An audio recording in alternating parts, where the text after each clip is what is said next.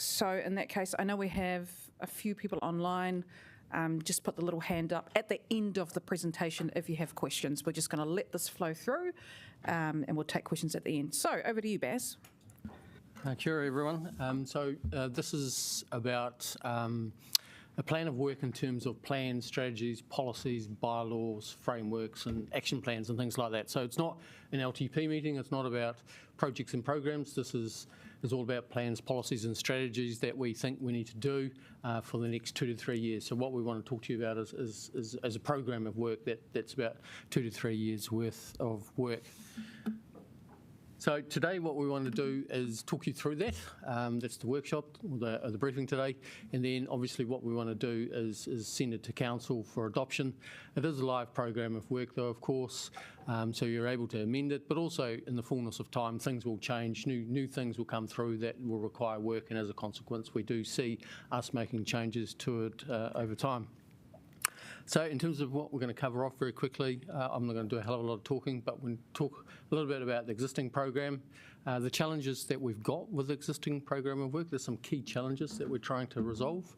And then we'll talk a little bit about how we've prioritised the work, because we've got a new framework in terms of how we decide what's a high priority and what's a low priority, and we want your feedback on that. And then Jeff is actually going to take us through the program of work. And just a reminder that we have done this. It was about 3 months ago, I think, we actually had a February. Oh, there you go. Time flies when you're having fun. But yes, this year we did take you through a draft of the program as well. So as you well know, we've talked about this before, we've got lots of different services that we provide on behalf of the community, and they're all guided by a variety of different policies, plans and bylaws. A lot of them are legislatively required, and so these are things that we have to do on a regular basis. Others are not. They're all at different levels, so some are really big picture stuff, while others are very focused and specific on specific places or topics. Collectively, what they do is they kind of set clarity about our rules, intent for future action. So we set local rules and local laws through our bylaws, and they provide operating guidelines for many of our staff as well for the activities that they do. This is my last slide before I hand over to Kieran. So these are the two challenges that we want to resolve as part of renewing the work program. One of them is the strategic framework. As part of the LTP, you've actually set a new strategic framework, which has got a lot of clarity in it. It's very good. And when you map that against our existing strategies and policies, the clarity, they don't always perfectly align. And so it becomes a little bit convoluted, if you like. So we haven't had done a lot of work in recent years to tidy up a lot of policies and strategies. And as a consequence, it's a little bit untidy. And so what we want to do and focus on over the next few years, rather than adding lots of new strategies and policies, it's about reviewing the existing ones and providing that line of sight. So getting a bit more clarity and resolving that hierarchy issues that we've got in our makeup of policies and strategies. The second one is we want to set a manageable program of work. We've only got limited resources in the organisation. And there's a whole lot of things that we have to do, and so there's limited capacity within the organisation, but also in terms of councillors, you guys are all busy, and the community also often talks to us about consultation fatigue and that there's too much going on. And so what we have to do is we have to set a program, a little bit like the capital program. We have to phase it so it's manageable for us, it's manageable for you, and it's manageable for the community. And so the last bullet point is kind of my advice and my ask is that, you know, as we go through this process, if there's things that you want to see on that list, great, let's have a chat about that, but then can we also have a chat about what we take off or deprioritise, because shoehorning a whole lot of things in between now and the next election is going to be quite difficult for the organisation, because a lot of the stuff that we've got underway is legislatively required. So I'll leave it there and I'll hand over to Kieran and she can talk through the first issue which we're trying to resolve. Thank you. So with regards to the strategic framework, we've obviously got the new vision, outcomes, approaches and priorities for the LTP. So that sets the front end of the strategic framework, and everything we do as a council should follow that. And so we need to have some primary strategies. So at the moment we have quite a number of strategies and plans that all appear to be of equal standing, and that's probably not quite right, but we haven't got anything that allows us to figure out that hierarchy and see, if you've only got so much time, which top line things do we look at. So primary strategies should guide each of the outcomes, and also give more guidance around the approaches. And so we should have a primary strategy for each outcome. And then we should understand where the other strategies and plans sit in terms of line of sight to those. And so what we're suggesting, as Baz mentioned, is that we focus on, if we do need new strategies and plans, that they help us resolve that line of sight and keeping within that strategic framework.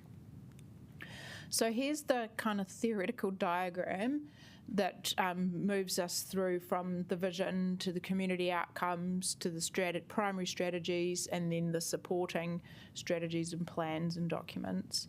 And so the supporting documents ideally would map to multiple primary strategies and outcomes as opposed to one-to-one. So the more we can get synergy going in terms of what we deliver, through being clearer around delivering upon multiple outcomes, the quicker we'll get to that outcome that we're looking for. As you can see, that big yellow line across approaches need to be embedded throughout all of these documents and all of our thinking. So just in terms of the primary strategies, we do have, so we've got 5 community outcomes, and we do have an economic wellbeing strategy, which maps to that economic-based outcome. We do have the social wellbeing framework, which maps to the kind of community and social-based outcome. And we also have a spatial plan, which maps to that urban form-based outcome. The gaps that we have are around our culture and our environment. So we've got a few different strategies and plans that sit in that space, but nothing that kind of packages things up tidily in that overarching way. Challenge 2, the work program. So in thinking about challenge 1 and then building the work program, the workload is substantial, and there's been a lot of government expectation and change in recent years, which has really added to that program of work as well, and not just centrally but also regionally. So we've been doing a lot of work regionally as well, responding to those reforms and changes to regional policy statements and so on. Also, in order to get good community feedback and community buy-in, the work is taking longer. Especially when we're trying to do quite different things to what we've done in the past, you need more time to get that community engagement and buy-in. So the work program, if we put everything on that we wish to do, it's very long, and within our current capacity would be difficult to deliver or burn people out. So we need to, use different mechanisms to help balance it, because a lot of the stuff needs to be done. So not necessarily about cutting, but, scoping. So where there's a big thing that needs to change, that's where we could have a larger program. Whereas if it just needs some minor changes, let's scope it small and get the work done and move on. So here's a look at how big the program is at the moment. There's 69 items on the list. Many of them are legislatively required, and they're all in different phases. So you can see that status graph there. A lot are in drafting or in consultation that have been at work in progress from the year before.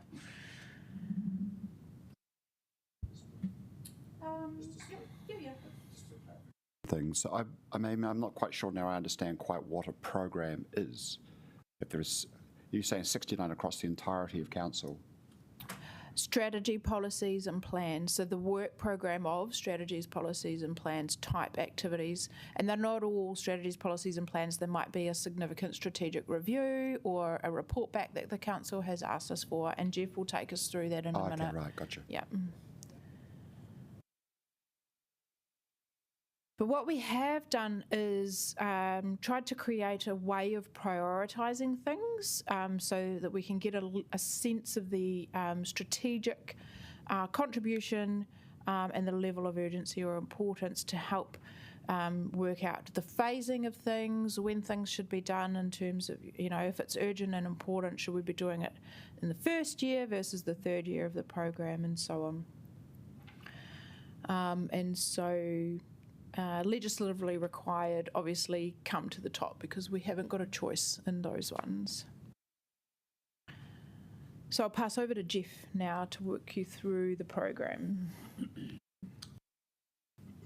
Thank you. So we've organised it in these 4 buckets, things that are legislatively required, strategic, operational and report backs, things that have been requested of us by councillors. So, and this is this isn't a 1-year delivery. This is sort of things which are, like we said, that are on the table now or in the next few years.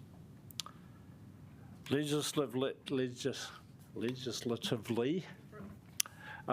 or regulatory, there's no great debate around these. You know these well. The long-term plan, you're in the middle of that discussion, and obviously the annual plan subsequently to that.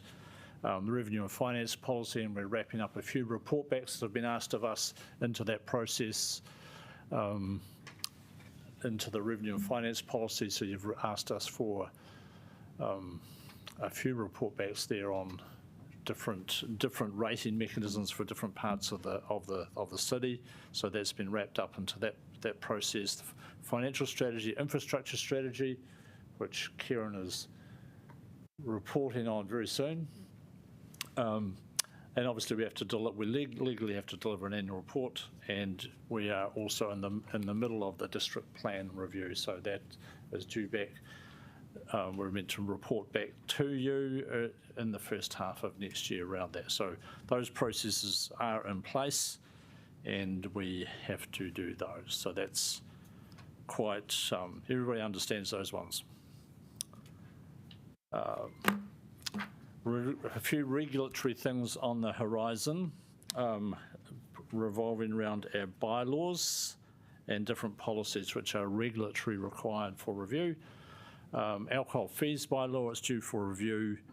It gives us the ability, where we are one of the few councils that has a fees bylaw rather than sticking to the fees which were set in 2012 in legislation, but we have the ability to have a fees bylaw which enables us to better reflect our operational costs and ensure cost recovery. So that is due for review, and we're just starting discussion around that. The regional waste management and minimisation plan, it's in process. It's due to report back this year, I believe. Due to be completed mid next year. There you go. There's a 6-year review on that. Water service, there's 3 which are tied up with water reforms. We do actually have to do the water services bylaw by June next year, otherwise it will lapse. So we do need to do that one. The next 2, the 2 trade waste bylaws, are a little bit contingent on what happens with water reforms. If that situation changes, currently we don't have to do the review. They will be wrapped into the new entity. But if that situation changes, we will have to do that review over the next 2. They'll have to review them in the next 2 years, but not next year.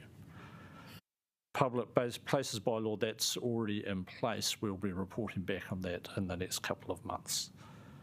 On the horizon, there's three other ones there which do have, they are beyond next year, but they are things which will come up, and legislatively we will have to cover them off, including The second one, which is an interesting clause which has been inserted into the LGA, which says every local authority has to do an assessment of drinking water services by the 1st of July 2026. We don't know quite what that means, but that is in the legislation now, so that may possibly change.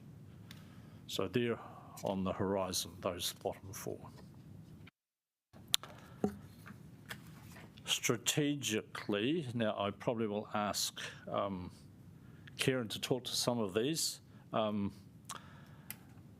Obviously, there is a whole process around the future for local government. That's obviously an ongoing discussion, and that we will have to watch what happens in that space. But we are involved in that process. You're involved in that process, and we're supporting you through that. Community facilities, we're due to report back on that in November, and we are obviously heavily involved in climate change adaptation and what our response to that as it goes forward in Alison's team. So those are things which are ongoing, and we have at the top the venues review. I'm not across that personally, but that's we've got a lot of venues, a lot of issues in that space, and Significant decisions. what's her name? Anna is busy in that space, and due to that's a big thing that we will need for it to report back for the LTP. Quite an ongoing issue there that we need to report. So 4 key strategic things, and then below that we've suggested 3 which we want to raise with you. I'll get Karen to talk to those 3. So as I alluded to, in terms of the strategic framework and mapping to the community outcomes and the approaches, the bottom 2 are the more obvious ones in terms of the overarching strategy, primary strategy for the environmental wellbeing and for cultural wellbeing. So those are things we need to think about soon, and will help define our role and ensure we're actually focused on the most important things in those spaces. Accessibility and inclusion strategy. I've used the word strategy. I'm not sure if it would be a strategy or something else. But we have a number, so we have that approach now around accessibility and inclusion. We also have the approach around climate action and the approach around Te Ao Māori, embedding Te Ao Māori into everything that we do. We don't have an accessibility and inclusion strategy document like we do with Tupukiora or Te Arakura. So there's a gap there, but we do have lots of bits of things. So we have a ageing persons policy, a children and young people strategy, an accessibility action plan. So it's kind of a little bit, there's parts.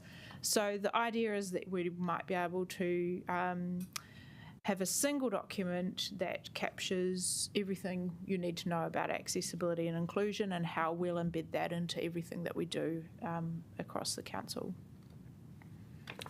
Thanks, Karen. Next page, 3 finance policies which we are currently working through. The development contributions policy, updating that to align with the long-term plan, and our asset management planning that is sitting with that, rates postponement and rates remission policy. So, sorry. And then below the line we've put on there the carbon management policy. We have a carbon management policy. It was established quite some time ago, 2011. Just probably needs for us to go back and look at that and ensure it still is working with the changes to the environment since that time. What's happened with emissions trading schemes and our own approach to carbon management, and ensure that it is still aligned with where we want to be. Okay. Environmental open space access plan, that's been in discussion for some time, and our team wants to work through that. It was completed in 2016, and obviously there's been a request for new trails, and the way we access our open spaces has changed quite a bit since that time. So it's an update on that to ensure it's aligned with where we are currently at. Coastal Management Plan, we have a South Coastal Management Plan, which deals with part of the situation, and what the team is looking for is one coastal management plan which covers our response to that. Obviously, it needs to work closely with climate change adaptation and our response in that space as well. But it is trying to come up with one integrated coastal management plan and our responsibilities in that space.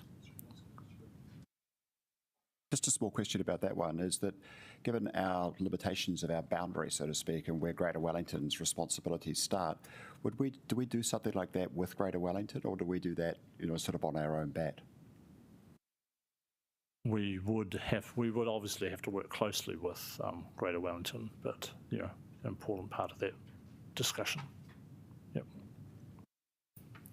Car share guidelines, Alison has asked us a number of times to sort that out, so it's an operational issue which we need to, just as a practical operational issue of how we work with our car share operators and how we actually work on the ground with them. So just to get that approved officially and integrated into our parking process, how we do that. So it's quite an operational thing, but we do need to do it and do it tidily.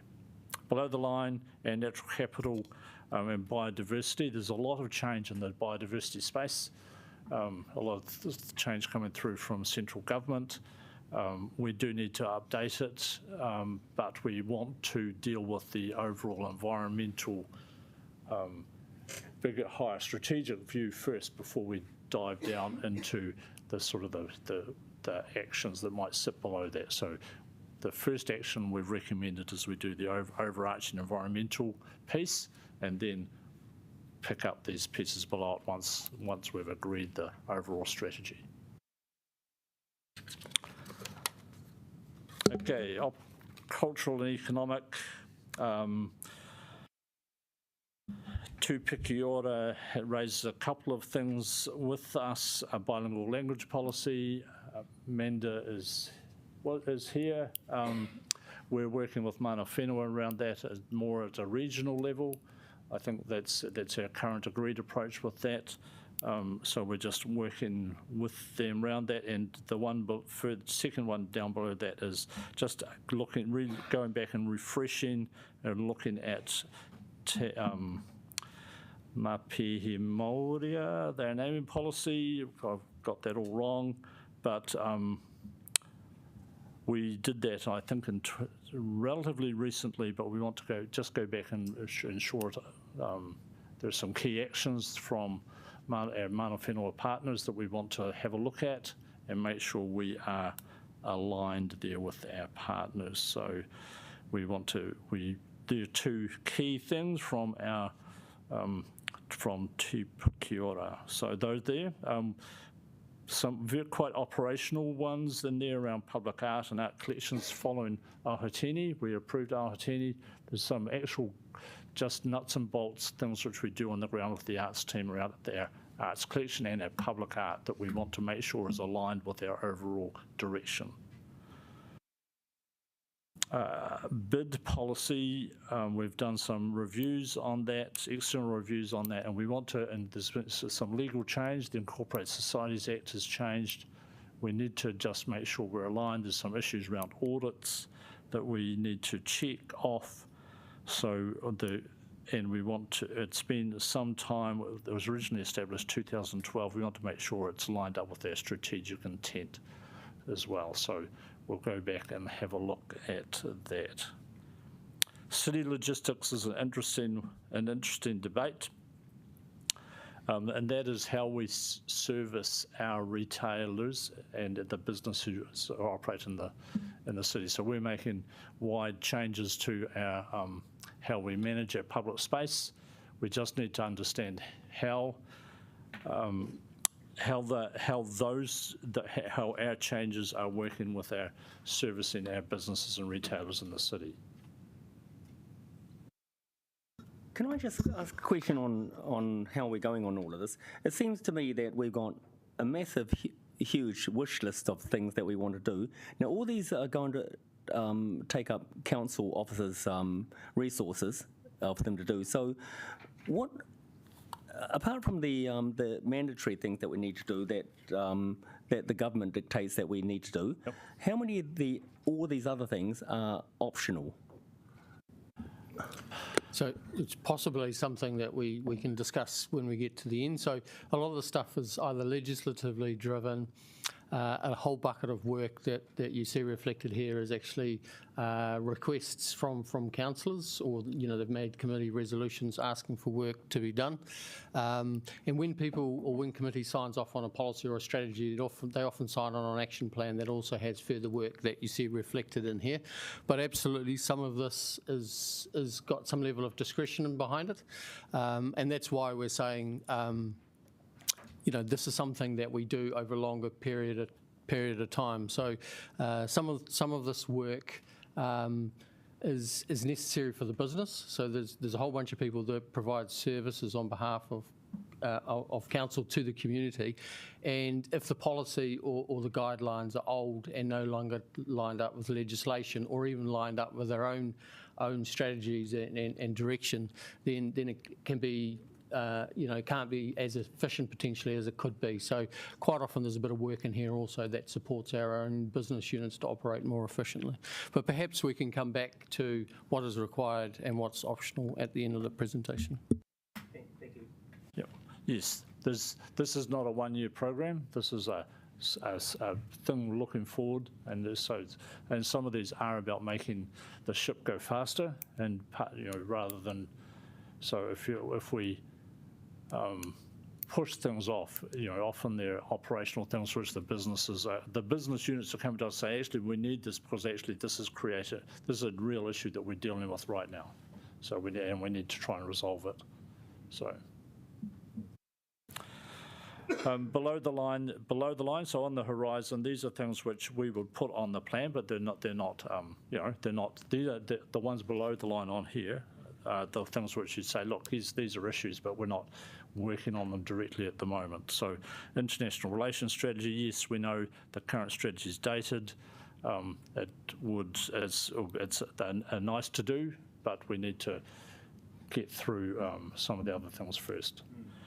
Cultural heritage plan, there was some work started on that, but again, we want to do the overarching strategy before we get down into the nuts and bolts.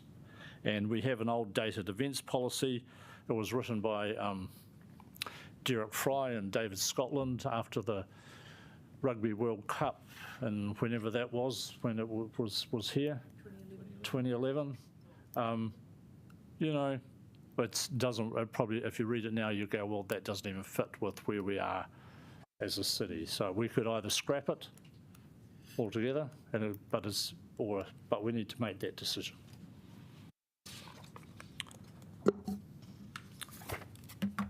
Next page, sorry, yes, moving on. Dog policy, we're in the middle, we're close to reporting back on that. We've had, there's been a range of other report backs requested by councillors, which some of that will be included in that report back. We've had a lot of engagement with the community, and we will come back to you on that. The next two, leases policy, the actual leases policy and early childhood centres policy, they are actions following the community facilities plan. And there's some live issues which right now, which require us to go back and look at some of those things. The early childhood centres policy has been around for a very long time. And we probably need to go and have a look and see how it is currently working in our current environment. Commemorative policy, that was a tidy up. It is almost, there's just a report back required on that, and that will be done this year. Below the line here, There's a few things which are just bubbling along. They're not requiring any particular attention right now. Smoke-free action plan. There's some legislative change. I know councillors are concerned about things like vaping. That the community is concerned about, and whereas probably there has been some legislative change, and we just need to probably look at that at some point. The Town Belt Licence Approval Framework, yes, we have a review required of that in 2025 on how so that came out of the Trading in Public Places policy. It was agreed by committee, so we have to review that. We have to come back to you in a couple of years' time around that. The development of a local alcohol policy, there's quite some interest in that across the country now, because legislation has changed to make that more achievable for us. We would probably recommend we start working on that. It's not a quick piece of policy. It would give more certainty. Well, I know there's quite a lot of debate going on in that space, and it will give us and the sector more certainty if we were able to work through that process. And we've got the ability to do that, but it will take some time to work through that. There's a lot of interest across the country in how that is working now in the new legislative environment. Grant funding strategic review, that has come from several sources. We have a large number of historic grant funding mechanisms. The question is, do they align with where the outcomes we're looking for as a city? That's a fundamental question which we should ask. A lot of those are quite historic funding mechanisms, so we need to sit back and have a fresh look at that at some point.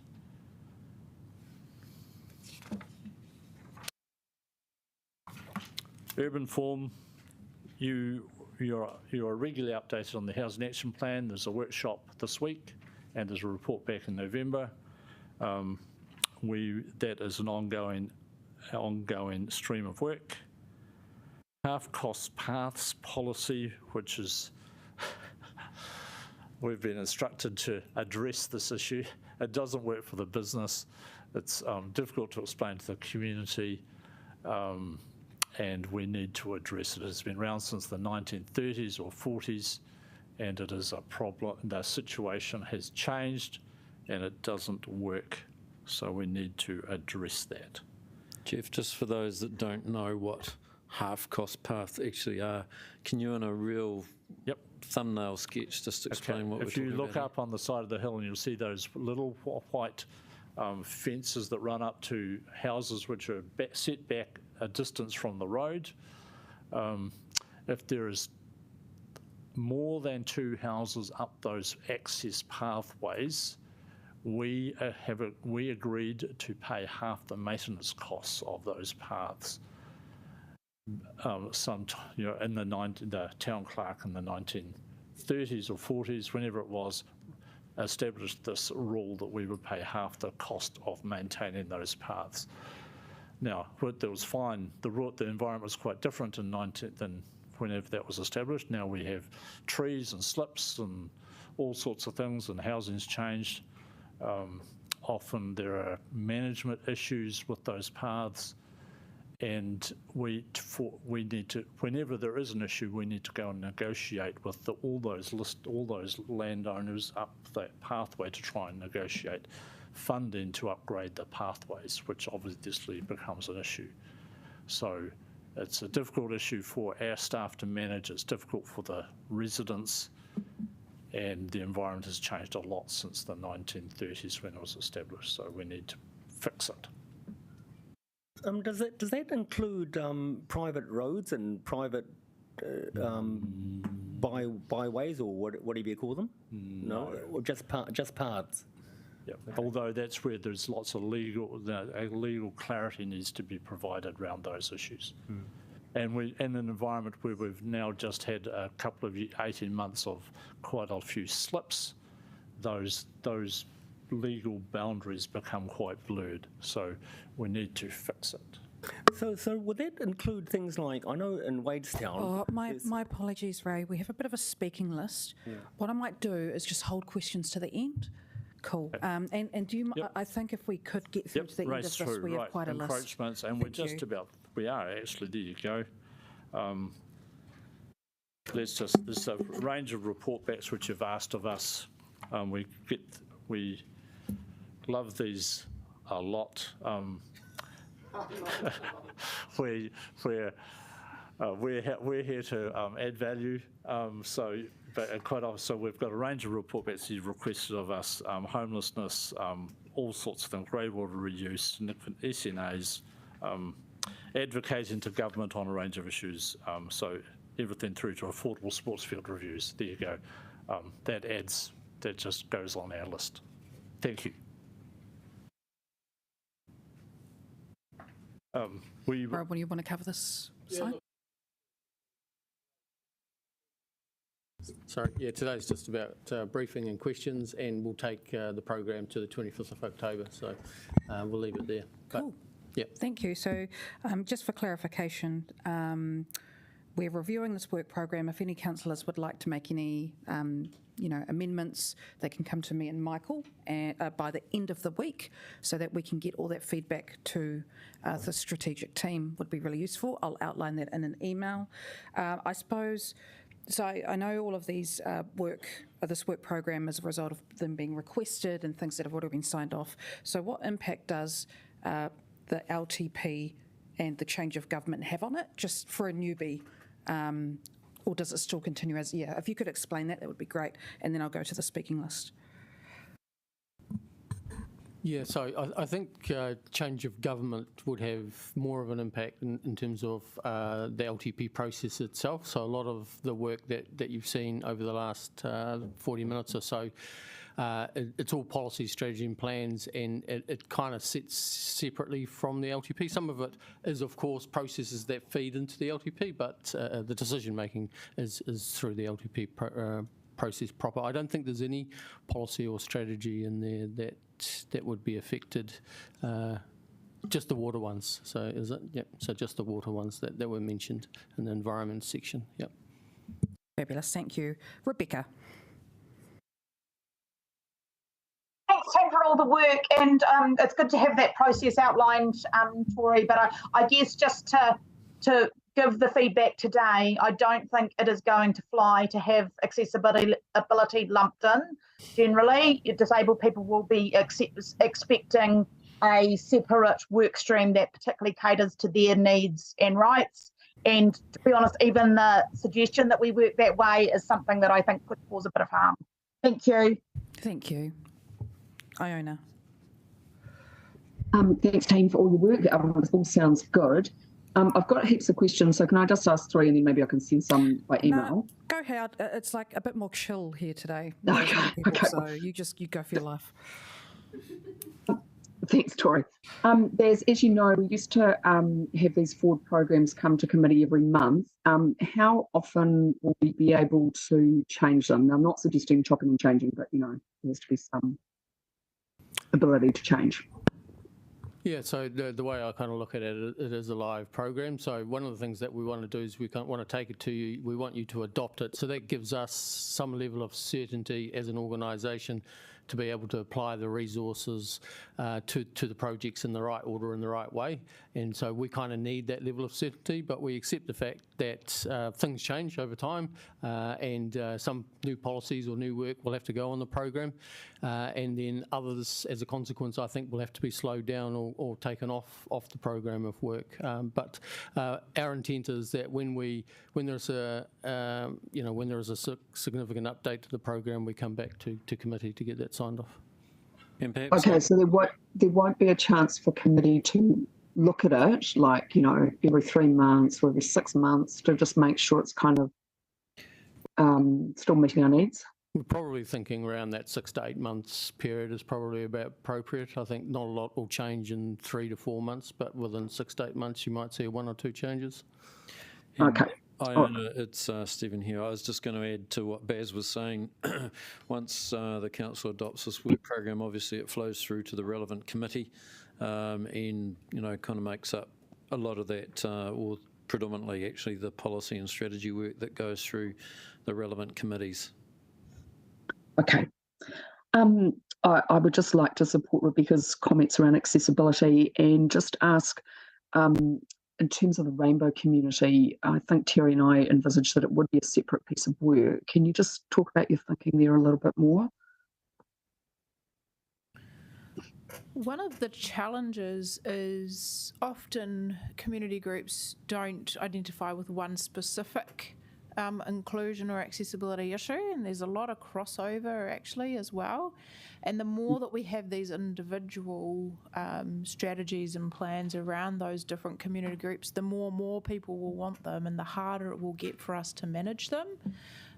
But actually, oftentimes, a lot of the solutions are quite similar, so we can have the opportunity to bring together and understand what those are and itemise things that are quite discrete and different as well.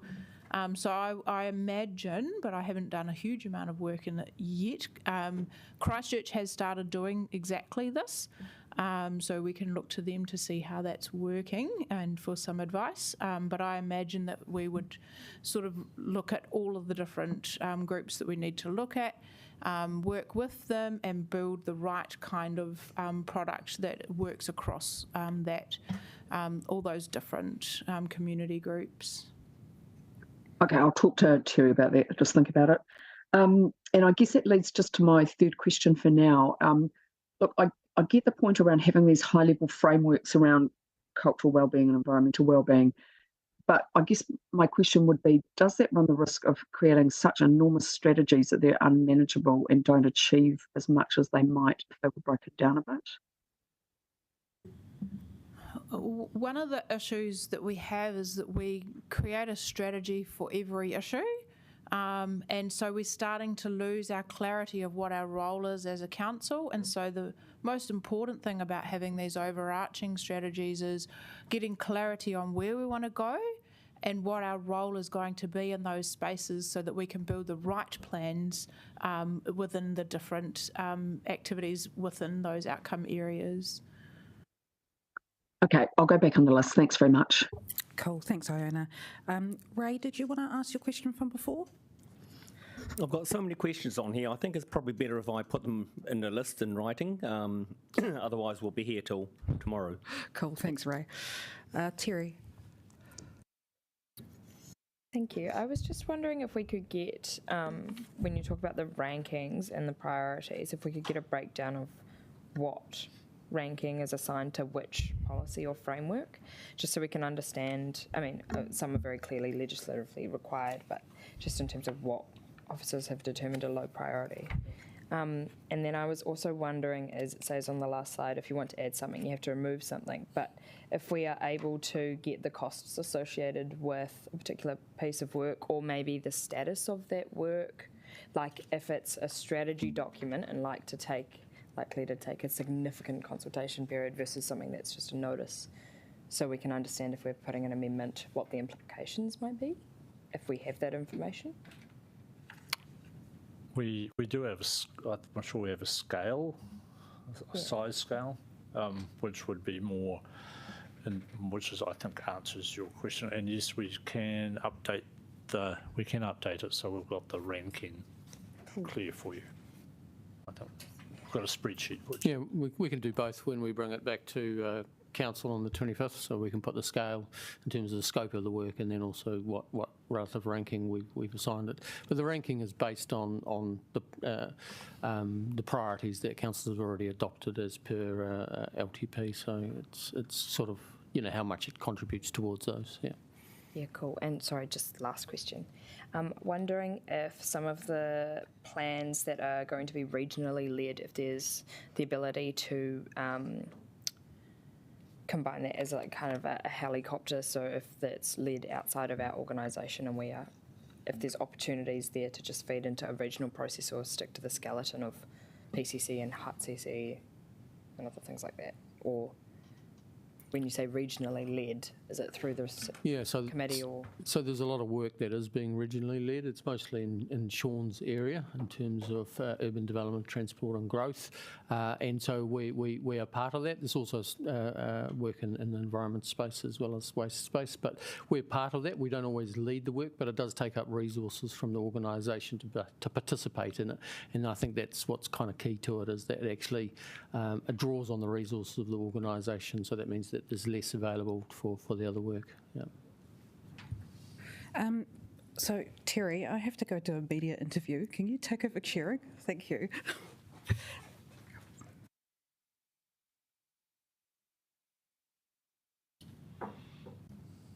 But I just want to reiterate, feedback on this from councillors by Friday, absolutely max. I will not be taking any other feedback after that date for the sanity of our team.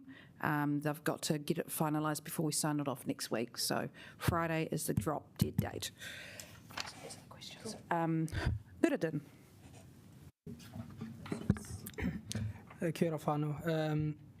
Out of the 113 policies and bylaws that we have, how many addressed in this workshop? Not so many. So, okay. The 69 underway. So a lot of the stuff, it's I guess some policies like strategies and plans tend to get reviewed on a regular basis. That tends to be the way of things. Strategy and plans talk to action and what you want to achieve. There will be policies that we look at on a regular basis, but there will also be policies that don't get looked at for long periods of time. And the reality is that once a city and a council gets to a position on something, if the position doesn't need to be changed or there's no push from the community to change it, it stays. So I do like using these examples. So we have a gambling policy that basically doesn't allow for gambling to happen in the city. We also have a circuses policy that doesn't allow live animals in any circuses that come to Wellington. And so these are policy positions that the city has adopted, and I can't see the city wanting to change that, and as a consequence we don't necessarily review those policies. So my question example, if there is a policy that on top of bringing as amendment, and let me address one specific policy that I want to have your views on.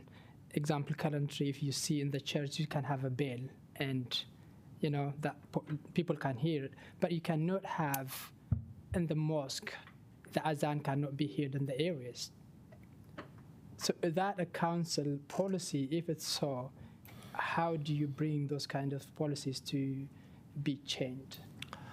And the noise or what? So we can have a church bell, but you can't have the mosque call for prayer. Call for prayer. Yeah. We could certainly. I think that's probably a planning issue, which Sean will talk about. Yes. So, sorry, it's a problem with being absurdly tall. So that particular example is managed under the district plan noise thresholds.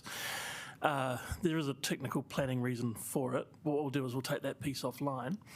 But the review of that policy would be through a review of the district plan. Yeah. Okay. So my one more question, Madam Chair, through you. We used to have a policy and strategic committee in previous councils. How that committee used to work, and have we missed anything for not having that committee? Was it? I just want to have your views on that. I'll have a go at answering that, Councillor. And this was an outcome from the Peter Winder review, probably now well over a couple of years ago, and the rationale for moving away from one kind of super committee into areas of interest was well set out in that report, and the council eventually adopted that.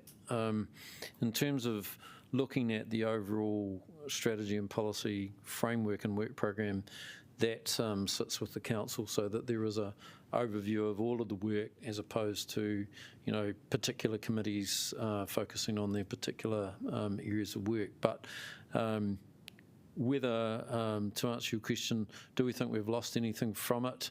No, personally, I don't think so, because of the kind of the amount of work that's actually being carried out by each of the committees. It's allowed each of those committees to spend more time looking at those particular issues in greater detail than one kind of super committee. But happy to point you back to the rationale for that in the Peter Winder report and subsequently what the council decided. And of course, that committee structure has been carried on by our current mayor and this council. Councillor Randall.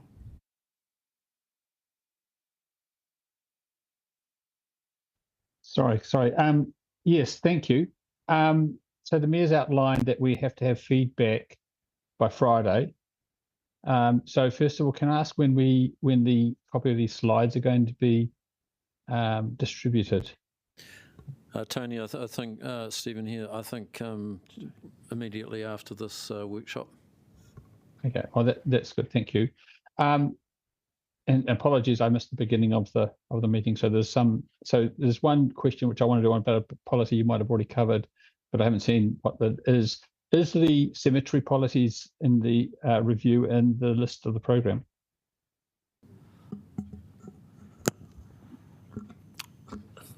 It is not on that list at the moment, so if you would like it to be, that would be a discussion we'd have to have. Okay, and thank you. Yeah, thanks.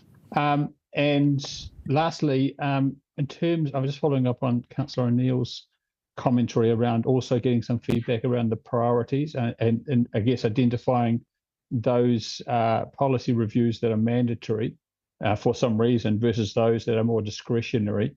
Can we have that information really by, say, Wednesday, so that we can have a look at the priority as well as what the list is, so that we can have feedback on that, around the prioritisation as well by Friday? Yes, we can do that. Okay, thank you very much. Right. Councillor Brown. I've just got two questions related to the carbon management policy, which I notice is on the horizon. Does this policy actually cover our own kind of inclusion in the ETS? So our emissions and our sequestration. I mean, is it sort of that sort of policy, or is it more of a general thing? We've got Alison in. Yes, it covers our ETS and our policy. It's really a financial policy more than anything, because it covers our financial position around how we deal with our ETS liability and the ETS credits we grow on forestry. So the second thing is, I would definitely like this to be a priority, because I think the current one is poor. And so what do I do? Do I just sort of like basically make a submission to Michael and Tori? Is that what I... Yeah. Okay. By Friday. And then we'll vote on it. Councillor Pennant, now we just have a few more minutes, so we'll keep it brief, or I'll cap the questions there. Yeah, no, fair enough. Can I just ask about the alcohol policy and the international relations, both sensitive issues, but I'm just wondering, given that there is harm around alcohol and international relations is very focused on the economics but not human rights, could we put that up the list? So I'll deal with the local alcohol policy and I'll leave Baz to talk about international relations.